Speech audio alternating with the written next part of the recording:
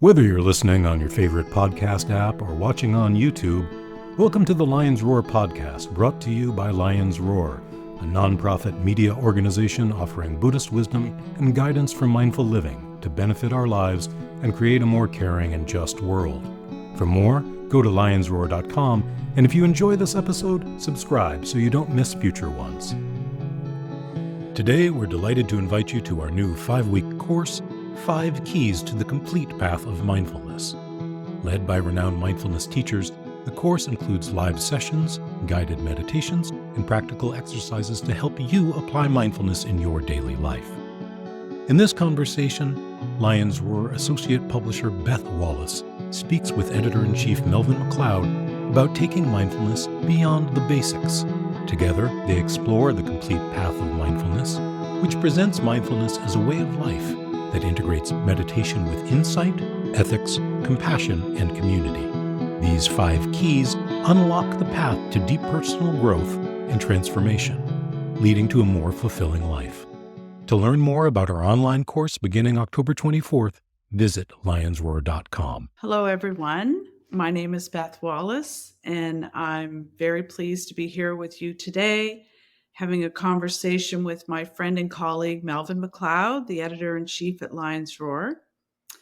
I also am an employee at Lions Roar. I'm an associate publisher of finance and operations. And Melvin and I share a passion for all things, obviously meditation and mindfulness.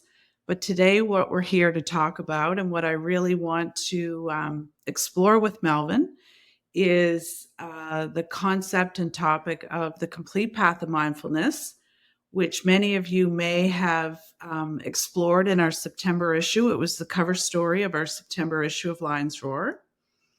And I'd like to say hello to Melvin. Hello, Beth. So, Melvin, this concept of the complete path of mindfulness on a personal level as a mindfulness meditation teacher and as someone who joins you in the journey of spreading dharma and all things mindfulness here at Lions Roar, I find it very an exciting approach to unpacking and unfolding perhaps deeper way of experiencing mindfulness. In the September issue, before I hand it over to you, I just want to remind us and our listeners and readers that the way that it was broken down was to really consider the path comprised of 5 different areas or steps or explorations, obviously starting with the basic practice of mindfulness meditation, exploring insight, ethics, compassion and love, and community. And, speaking personally as someone who's trained in mindfulness meditation, it is an expansive process, both as a practice of meditation. Mindfulness is a form of meditation, but it's also a relational way of how we can show up in the world. And maybe you can talk a little bit about, kind of at a high level, why do you think this complete path of mindfulness is an important exploration of how we can show up in the world? Yes, thank you, Beth. As yourself a mindfulness teacher, I'm very glad to hear that you find this a valuable approach. I think that I personally believe that the path of mainstream or secular mindfulness is of historic importance. It is the birth of a genuine, authentic, contemplative tradition born on American soil and specifically and brilliantly designed for modern practitioners. As we know, it has its start only, about 50 years ago with the creation of mindfulness-based stress reduction by John Kabat-Zinn. And since then, millions of people have begun practicing mindfulness. I believe it is now time for the mindfulness movement to take this second significant step in its development.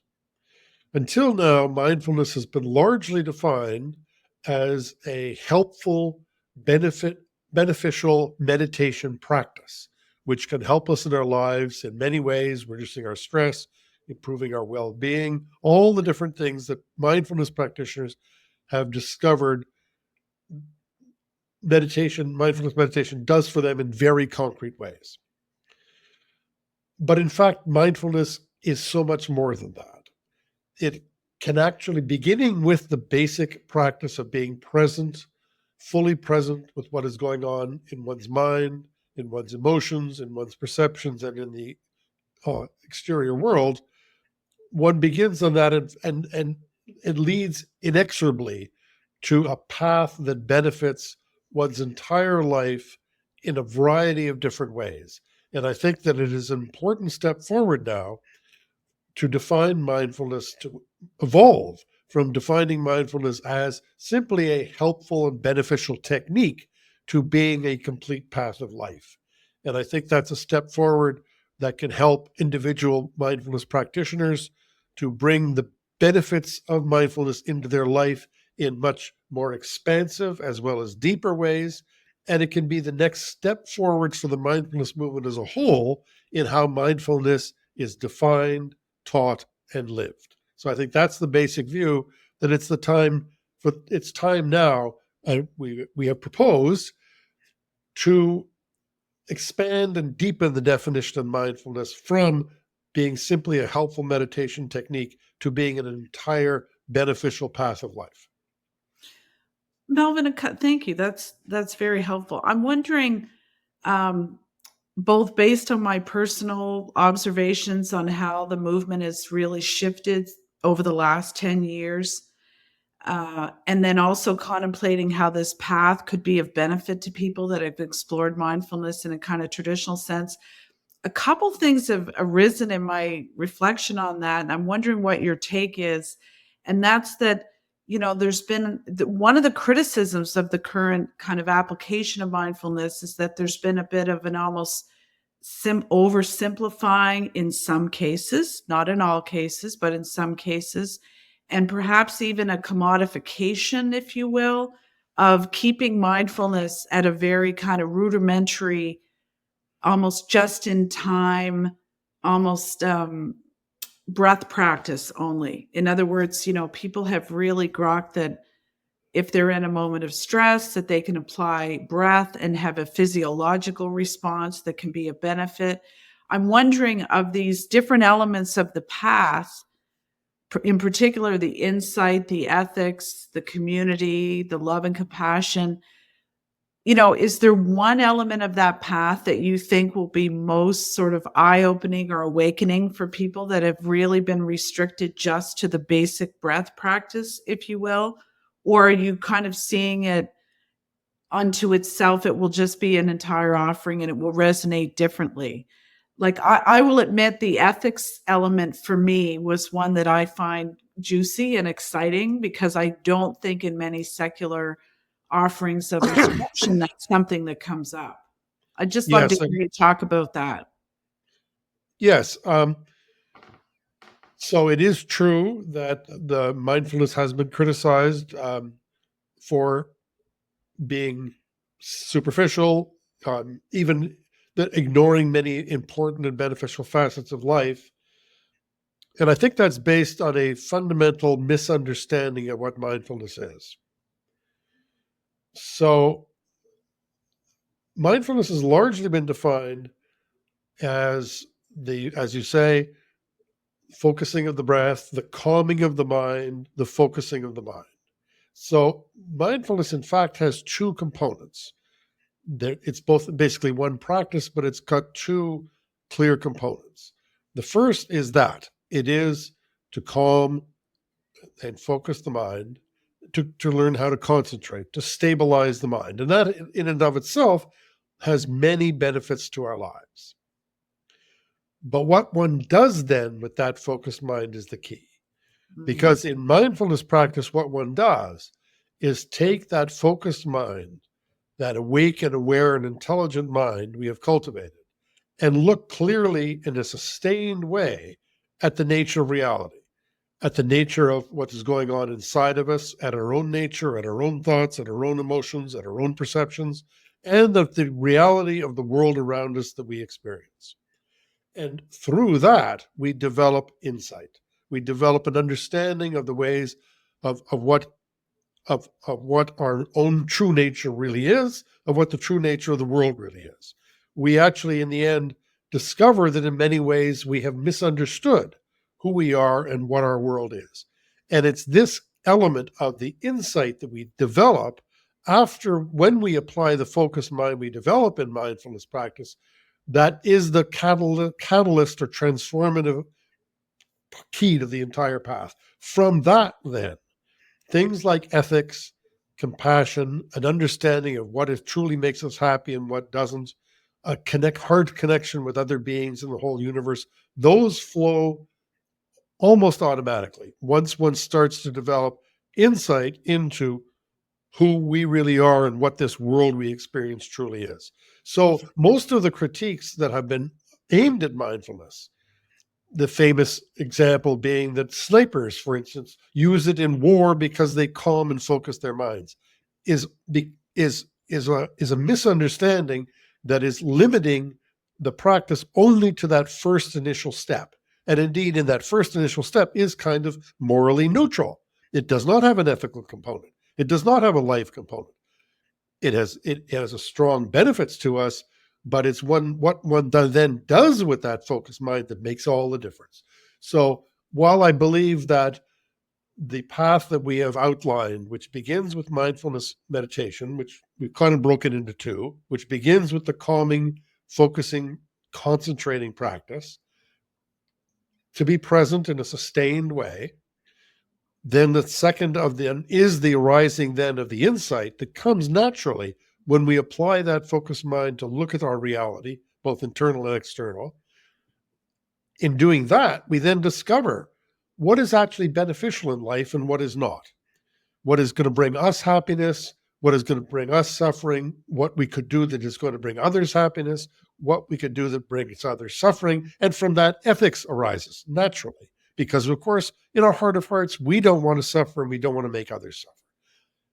We also develop insight into others' experience of life, into their suffering, for which we also develop compassion. And we develop a deep sense of connection with all beings and with the entire universe. So I think that actually the key element of the 5 element keys that we have described as the complete path of mindfulness is the second, the development of insight, which is the catalytic element that empowers and sustains the entire path. That's beautiful. Thank you, Melvin. I think of it like it's both another step, a deepening of practice to explore in this way, perhaps, but also it's almost like taking a slight turn because potentially you're heading into, a different path, a different journey, a different way of showing up in your day to day. When I was listening to you, I was also thinking that one of the things we're very fortunate of here at Lions Roar is that we are part of a community of teachers and have connections and community with some of the finest mindfulness teachers in the world. And so the course that is coming up, that's being offered at the end of October 24th, has been really a wonderful opportunity for us to invite some wonderfully Buddhist grounded mindfulness teachers to explore each one of these different elements. And we'll talk about that a bit more at the end. If people want to go on our homepage at lionsroar.com, they can check out that offering that's coming up. But I think that is one of the wonderful segues that we can offer, is how to move from a purely kind of secular view of how to work with the breath and the body to building on that, working with teachers that can bring these different insights, drawing on the Buddhist roots, but not as you've outlined in this issue of Lions Roar, not limiting the application to people who identify as Buddhist. It's really, as you say, a universal path of quality of how to show up in life, building off that. So I find that very exciting. Yes, well, you've raised a really important question, which is the connection between the mainstream mindfulness movement, including this particular presentation, and Buddhism. Because indeed, as we know, many of the key teachers and originators of the mainstream mindfulness movement are Buddhists. Lions Roar is a Buddhist magazine. My view of it is that these 5 things, beginning with the practice of mindfulness, are actually simple, universal human truths. They're based on our universal human aspirations to lead meaningful and beneficial and happy lives. They're based on our universal human abilities to be awake and to be aware, to have loving hearts, to have wise minds. Buddhism is a presentation of those fundamental non-religious human truths in a religious guise, as it were. And in a way, that's been very helpful over the centuries, over the millennia. But in fact, none of these are inherently religious, and certainly not inherently Buddhist. People who are cultivating their power of paying attention realize that what they're doing is not an inherently religious thing. It's a very simple human thing. I'm going to cultivate and develop my capacity to be aware of what is happening in the world and inside me on a more sustained and deeper level. Similarly, developing insight into the true nature of our own mind, of our own hearts, of the reality we experience is not an inherently religious and certainly not an inherently Buddhist thing, nor is ethics, nor is compassion, nor is a sense of human community. So while Buddhism teaches about these things very effectively, and you could argue, I think, that the Buddha was the world's first mindfulness teacher, that does not mean that mindfulness or any of the other things are inherently Buddhist. They are indeed universal truths. This is a universal human path based on universal human aspirations and abilities. And many of the people who are participating, we've been that wrote in the issue of Lions Roar that are participating in this upcoming retreat, did develop their understanding of these principles through the study of Buddhism. But that itself does not make these Buddhist principles. Yeah. I think what's interesting too is that we've been very lucky. We had 5 well-known teachers write in the issue of Lions Roar about each of these 5 keys. We have another outstanding collection of teachers coming up in our online retreat. And I think that we have received this idea of an explicit, complete path of mindfulness is receiving a lot of support from leaders within and teachers within the mindfulness movement, because I would have to say in the end, almost all of them do teach a more expanded definition or understanding of mindfulness. They may talk about compassion. They'll bring in an ethical component. They'll talk about human connection. They will talk about insights. But I think this is fair to say that this is perhaps even the very first explicit attempt to present a framework and a conscious and explicit framework for a wider and deeper path of mindfulness, where until now, most of this discussions have taken place that have offered this kind of view have taken place informally with each individual teacher approaching it from a different point of view. And it's been an implicit teaching in many cases. This is an attempt to say, let's be explicit about this. Mindfulness is something that, if properly understood, can benefit all aspects of our lives, of our society, and of the world's future. Yeah. What's coming up for me, Melvin, because I've been asked this, who is this course suitable for? Who is this online retreat suitable for? And really, correct me if I'm wrong, but I think it's of benefit to people who perhaps have been practicing mindfulness for a number of years. But I think it's also of benefit for people for whom the practice is new and they're curious. It's really not assuming any deep prior knowledge. It does start with an introductory module, if you will.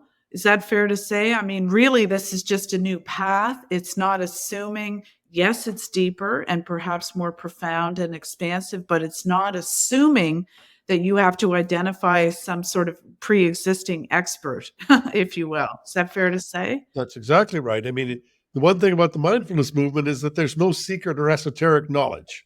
It's not, there isn't some profound esoteric philosophy like there is in many world religions. It's pretty straightforward.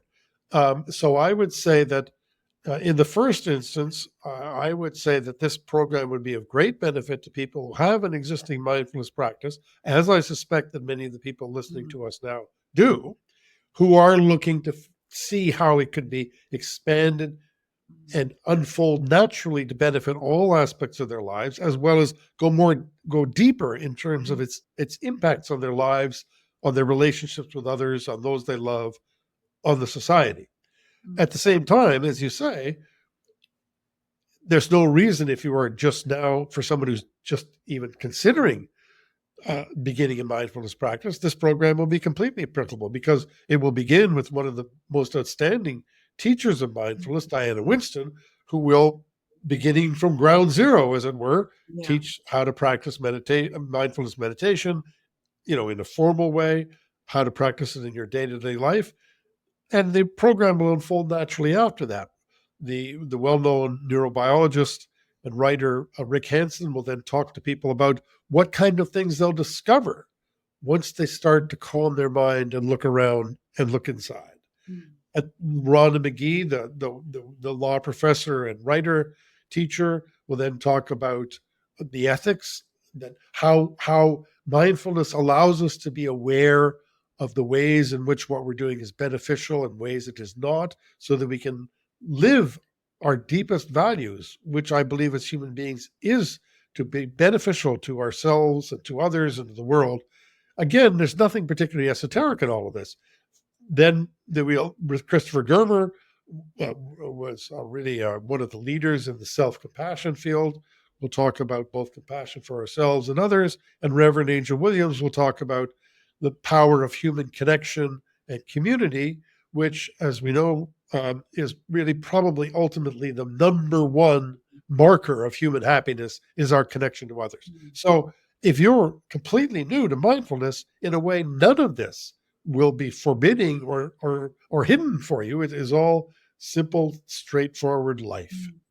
And that's the key essence here for me, is that I think that this isn't about sort of reinventing yourself and being something kind of otherworldly or having to show up in a different way. It's a very ordinary, powerful practice, and the path offers ways to bring it into your day-to-day life in a more profound way. And I think for some people, that leap of, how do I take this basic breath practice and quality of checking in with myself on a daily basis, but how do I transition and take that into my day-to-day life? So Melvin, if you'll indulge me, maybe I'll just share a couple pieces around the practical nature of the course that's being offered.